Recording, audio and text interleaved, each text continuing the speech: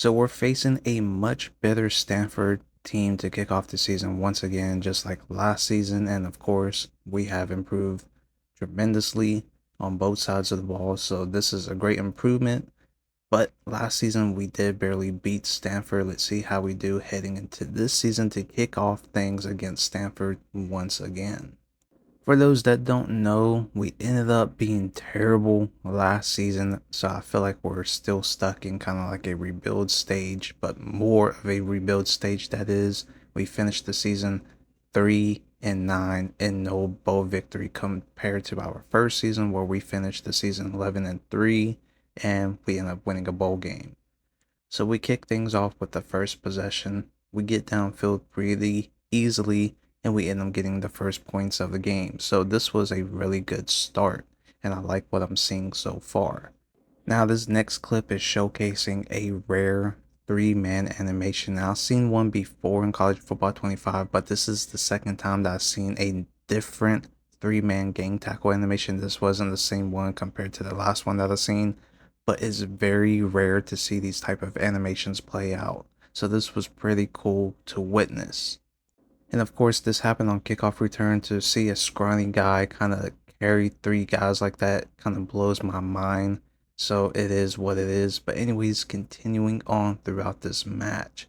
Second quarter's on the way, 3rd and 6 for Stanford. And they throw it deep. We almost end up getting an interception, but we almost gave up a touchdown. We deny them, go 4-and-out. We get the ball right back. Can we put some points on the board before the first half finishes? And that's what we do. We connect with our third string receiver, another speedster that is, which I showed you guys. We have two players, one player 99 speed, the other player's a 98 speed, and this player that just scored has a 95 speed, and it's Ted winning.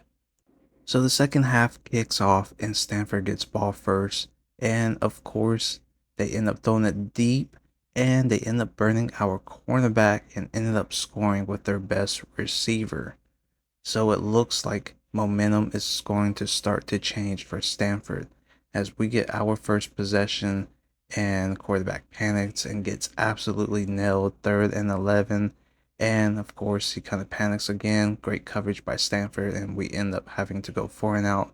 Stanford gets the ball, drives all the way downfield, and ends up scoring an easy check down pass for a tying up touchdown.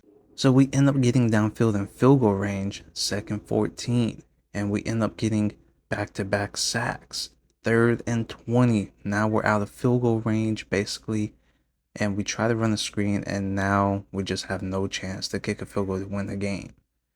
We end up going into overtime. We get ball first in this series. We end up scoring. Stanford gets their possession for the first overtime series. They run a fullback dive to tie things up. Stanford starts off the second overtime series. Can we get a stop here? Second goal, they do option and end up scoring. Now they have to convert a 2-point conversion play. And check this out. They run the toss play to the left. We have players right there, but we don't stop them. And they end up scoring. Now all we have to do is score and get a 2-point conversion to tie things up to keep the overtime series going. Our mobile quarterback does that. He ends up scoring. And now we just got to score a 2-point conversion to tie things up. And check it out. We're in shotgun and we elect to run the ball and we get stuffed. So the kickoff this season, Stanford gets the best of us and we get our first loss of the season. But at least it went down to the wire. I wasn't expecting for Stanford to come all the way back and tie things up to go in overtime and to win it. But I did like how we started off in this match. Heading into the second match against Western Kentucky, and it's like everything just fell apart. Western Kentucky gets ball and they end up scoring. Then we miss an overthrown, wide open touchdown pass possibility. They get the ball back, they kick a field goal. Then second half kicks off and it's 10-0. We start off the second half with a bang, with a great defensive turnover for a pick six.